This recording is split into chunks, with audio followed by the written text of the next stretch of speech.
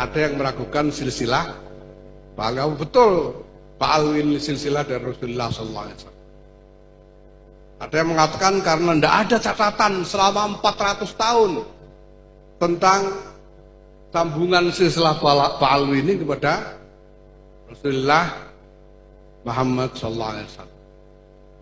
Tapi apapun yang dikatakan orang, kita melihat bukti-bukti barokah, bukti-bukti barokah dari zuriyah Ba'alwi ini. Kita merasakan sendiri. Ini semua santri kan, ngaji semua di pondok kan, semuanya merasakan barokahnya Sulam Safinah. Ini taklif dari Syekh Sayyid Salim bin Sumer Ba'alwi. Kiai-kiai sampai sekarang masih memegangi kitab yang sangat terkenal, kumpulan fatwa namanya Bughyatul Mustarsyidin. Ini taklif dari Syekh Al-Habib Abdurrahman Ba'alwi. Kita merasakan sendiri barokahnya. Dan untuk itu kita tidak perlu bukti-bukti yang catatan yang urut, apalagi catatan silsilah yang urut. Ini silsilah, catatan silsilahnya Kiai Husni aja udah hilang, di atasnya itu siapa udah tidak tahu. Tapi kita yakin bahwa Kiai Husni ini min Quraisy.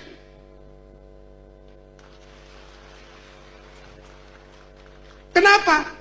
Kita merasakan asar barokahnya. Kita merasakan asar barokahnya. Bung Karno, kita yakin min Quraisy karena kita merasakan asar barokahnya. Bagaimana mungkin barokah dari proklamator Negara Kesatuan Republik Indonesia ini bisa kita rasakan sampai sekarang kalau tidak ada barokah dari Quraisy sebagai a'immatul muslimin. Makanya kalau kita dapat imam yang fihi lahu hadzun min Quraisy, alhamdulillah. Jangan sampai nantang kualat nyari imam yang jelas-jelas bukan Quraisy, itu aja. Nah,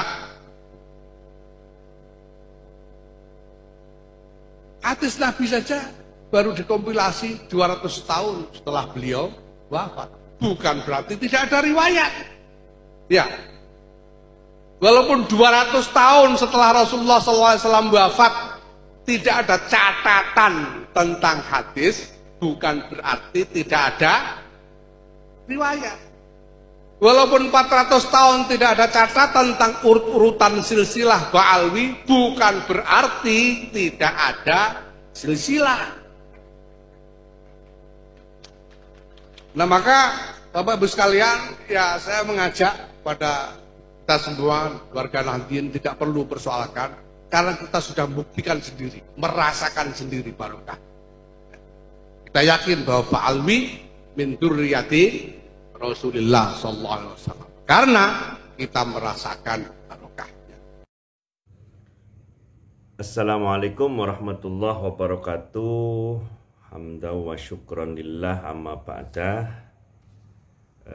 Kita baru saja mendengarkan pidato singkat ya, durasi 3,5 menit atau 4 menit tadi dari Ketum PBNU Kiai Yahya Khalil, atau kita kenal dengan nama Gus Yahya, di mana dalam pidatonya dia mengatakan terkait tentang sambungnya silsilah nasab Ba'alawi. Begini Pak Ketum PBNU, panjenengan sebagai pimpinan Ormas Nahdlatul Ulama mestinya menunjukkan bukan hanya sisi kealiman, tetapi juga kebijaksanaan. Ayolah, tunjukkan data yang sharih, data yang valid tentang keabsahan nasab Ba'alwi, jangan pakai asumsi belaka. untuk perspektif ilmu nasab, Pak Ketum, ini mesti menggunakan metode, diantaranya ada yang tertera di kitab Rosail fi Ilmil Ansab. Ini paling tidak ada 5 metode ya. Metode yang pertama adalah harus menggunakan syuhroh wal istifadhah, yakni syuhroh itu artinya populer, nasabnya istifadhah adalah menyebar dari penyebaran dan kepopulerannya di negara asalnya atau di kampung halamannya, bukan di tempat hijrahnya. Dengan cara apa? Memunculkan bukti yang bisa diakses. Dalam kitabnya ditulis min adharil bayinat. Yang kedua adanya kitab nasab yang tentunya sudah divalidasi. Yang ketiga bayinah syar'iyah atau syahidah, yakni bukti yang sah secara syariat, kesaksian dengan adanya 2 orang adil yang bersaksi. Nah, sementara sampai dengan hari ini nggak ada itu ketersambungan nasab Ba'lawi. Yang ketiga adalah i'tiraf dan iqra dari suatu qabilah. Yang ketiga i'tiraf atau ikrar dari ayahnya.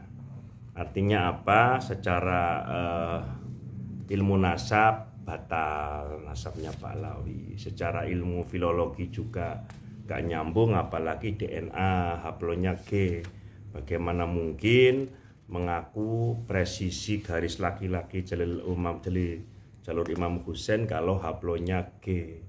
Sementara Bani Muthalib, Bani Hashim, Quraisy, Adnani, Ismaili itu adalah haplonya J1. Begitu Pak Ketum. Yang kedua, Anda menyebut 3 kitab. Jadi kita apapun katanya, kata sampean, tapi apapun yang dikatakan orang, kita melihat bukti-bukti barokah dari Dzurriyyah Ba'alwi. Sampean itu mbok jangan ta'assub, jangan fanatik atas suatu golongan. Mbok melek sejarah, jangan merembak. Satu terkait Safinatun Najah itu kan karangan daripada Syekh Salim bin Abdullah Sumairia Hadromi, tetapi itu sangat dimungkinkan dia dari suku Kindi atau dari kelompok Al-Qatiri, bukan dari Ba'lawi. Yang kedua Sulam Taufik, pengarangnya itu Al-Hasani, silahkan ada di NU Online. Kemudian panjenengan mengagul-ngagulkan kitab Bughyatul Mustarsyidin, tapi faktanya di kitab Bughyatul Mustarsyidin ada banyak kelucuan Pak Ketum. Di antaranya apa? Di dalamnya mengatakan bahwa anna ala Abi Alawi afdhalu ahlil bait. Jadi keluarga Ba'lawi merasa lebih mulianya ahlul bait. Yang kedua diterangkan juga di Bughyatul Mustarsyidin ma'ahsana fi hadza zaman min tariqati Abi Alawi. Diterangkan katanya bahwa Habib Abdullah bin Al-Haddad mengatakan di zaman ini tidak ada yang melebihi kebaikannya dari thariqah Ba'alwi. Ini sama saja merendahkan thariqah yang lain. Dan juga ada perspektif kafa'ah di situ, bahwa keturunan dari Imam Hasan Husain yang wanita itu tidak sah pernikahannya. Di dalam kitab Bughya menyatakan bahwa kafa'ah itu menjadi syarat sah nikah, sementara 4 mazhab fikih tidaklah kafa'ah menjadi syarat sah nikah. Selanjutnya panjenengan juga mengatakan tidak butuh catatan yang urut. Bahkan panjenengan mengatakan bahwa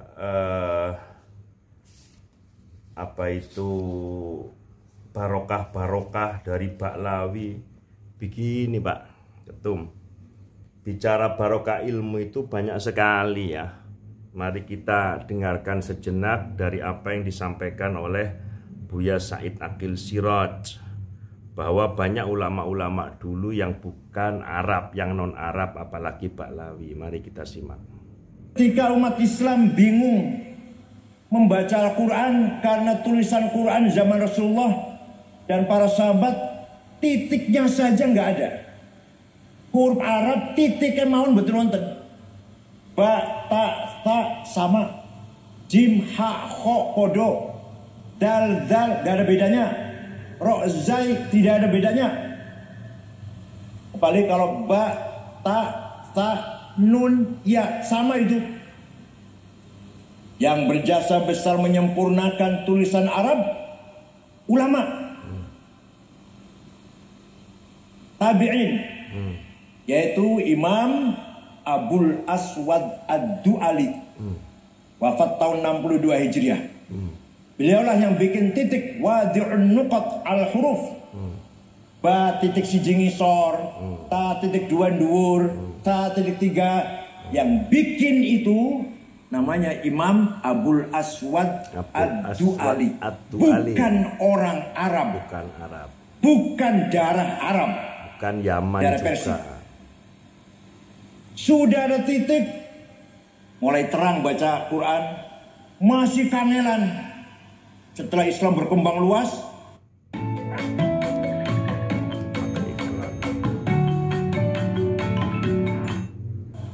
maka ada seorang imam berjasa besar, juga berdarah Persia, namanya Imam Khalil bin Ahmad Al-Farahidi, wafat tahun 175 Hijriah. Beliaulah yang menggagas harokat fathah, dhammah, kasroh, fathaten, domaten, kasroten, tasdid, sukun. Itu yang bikin bukan orang Arab. Namanya Imam Khalil bin Ahmad Al-Farahidi. Sudah ada titik, sudah ada harokat. Orang Banyumas, termasuk Wonosobo ya, termasuk Wonosobo. Innallaha wasi'un ngalim, insyaallah. Kalau panggil saya Kiai Sagid Ngakil, Masya Allah kurang asem banget. Maka ada seorang ulama yang menggagas sebuah ilmu memperbaiki baca Quran. Tajwid tilawatil Quran. Namanya Imam Abu Ubaid Qasim bin Salam. Wafat tahun 224 Hijriah. Coba kalau nggak ada ulama itu. Kalau nggak ada ulama, baca Quran kita seperti apa? Rubba qari'il Quran wal Qur'anu yal'anuh. Banyak orang baca Quran, jangankan dapat pahala, malah dapat siksa, laknat dari Al-Quran itu sendiri. Dan yang berjasa besar dalam sejarah bagaimana cara baca Quran, bagaimana memelihara bacaan Al-Quran, ulama-ulama yang saya sebut namanya tadi. Alhamdulillah. Jadi untuk ketum PBNU yang sekarang, Gus Yahya Khalil belajar segera lagi lah kepada ulama-ulama yang lebih berpengalaman dan tahu, termasuk sampean perlu belajar kepada Buya Said Akil Siraj. Selanjutnya di pidato panjenengan juga menyebut nggak perlu urutan silsilah nasab, catatan-catatan nggak perlu. Bahkan Anda menyinggung katanya hadis Nabi itu tercatat setelah 200 tahun. Gak seperti itu juga Pak Ketum PBNU, Gus Yahya, Kiai Yahya. Begini loh, ada beberapa data ya, di antara lain adalah referensi hadis sahih. Saya bacakan hadisnya. An Abdillah ibni Amr qala kuntu uktub kulla syai'in asma'hu min Rasulillah sallallahu alaihi wasallam uridu khifdahu fa nahaitani Quraisy wa qalu ataktab kulla syai'in tasma'hu wa Rasulullah sallallahu alaihi wasallam basyarun yatakallam fil ghadab war rudha fa amsaktu al kitab fa dzakartu dzalika li Rasulullah sallallahu alaihi wasallam fa asyara bi isbihi ila fihi fa qala uktub fa walladhi nafsi bi yadihi ma yakhruju minhu illa haqq. Artinya dari Abdullah bin Amr, ia berkata, aku menulis segala sesuatu yang aku dengar langsung dari Rasulullah SAW. Karena ingin menghafalnya, maka orang Quraisy melarangku. Mereka berkata, apakah kamu menulis segala sesuatu yang kamu dengar dari Rasulullah, sedangkan beliau adalah manusia yang berbicara dalam keadaan marah dan juga senang. Maka aku pun berhenti menulis. Kemudian aku sampaikan hal itu kepada Rasulullah SAW, lalu beliau menunjuk ke mulut beliau dan bersabda, tulislah, demi zat yang jiwaku berada di tangannya, tidak ada yang keluar dari mulut ini kecuali kebenaran. Hadis riwayat Abu Dawud, nomornya 3646. Artinya apa? Bahwa hadis ini ditulis langsung oleh sahabat Nabi yang bernama Abdullah bin Amr. Artinya bahwa rijalul hadis, silsilah hadis sambung periwayatannya. Adapun nasab Ba'lawi, silsilah Ba'lawi jelas sampai dengan hari ini. Pak Ketum PBNU yang saya hormati, yang saya muliakan, hanya mentok pada catatan Syekh Ali Abu Bakar Asyakran, nama kitabnya Al-Burqatul Muthiqah, dan itu pun diambil dari Min Tarikhil Janadi, dari kitab sejarahnya Syekh Janadi, yakni kitab As-Suluk fi Tabaqati Ulama'i wal Muluk. Artinya apa? Tidak ada catatan yang tersambung silsilah bahwa Ubaid itu putranya Said Ahmad bin Isa, mentok di abad 9. Nggak ada bukti yang sorih. Catatan abad 8 tidak ada, 7 tidak ada, 6 tidak ada, 5 tidak ada, dan 4 tidak ada. Sehingga silsilah nasab Habib Ba'lawi ke Rasulullah SAW, kesambungan Ubaid ke Said Ahmad bin Isa itu kosong selama 5 abad. Begitu Pak Ketum PBNU, mohon panjenengan lebih bijak, kembali kepada khazanah keilmuan. Saya tutup komentar saya atas pidato panjenengan dengan dua pendapat ulama dari tabi'ut tabi'in. Yang pertama adalah Abdullah bin Mubarak yang wafat tahun 181 Hijri. Beliau mengatakan, rubba alimin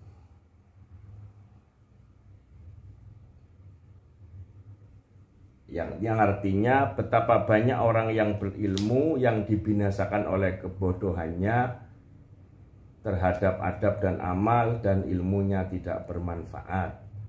Kemudian Sufyan Ats-Tsauri yang wafat di tahun 161 Hijri, dikutip dalam kitab Khilyatul Auliya karya Abu Nuaim, innamal ilmu idza nafa'a innama huwa nurun yuqdhafu fil qalbi. Sesungguhnya ilmu itu yang sejati adalah yang memberi manfaat. Ia adalah cahaya yang dilemparkan ke dalam hati. Sementara ilmunya Habib Ba'lawi sampai dengan hari ini untuk kalangan kita, para umat Islam dan khususnya warga Nahdliyin, yang ada hanya doktrin-doktrin semata, cerita-cerita khurafat, kesombongan, arogansi, sehingga kita di mata mereka seperti pembantu, seperti jongos yang sehingga dianggap rendah, dianggap hina oleh kelompok Habib Ba'lawi. Terakhir kemarin saya sowan kepada Buya Said Akil, tolong sampaikan kepada seluruh umat Islam, mari pijakan kita kembali kepada Al-Quran, teks ayat inna akramakum indallahi atqakum. Begitu saja, mohon maaf lahir batin kepada semuanya. Ini bermaksud hanya meluruskan. Assalamualaikum warahmatullahi wabarakatuh.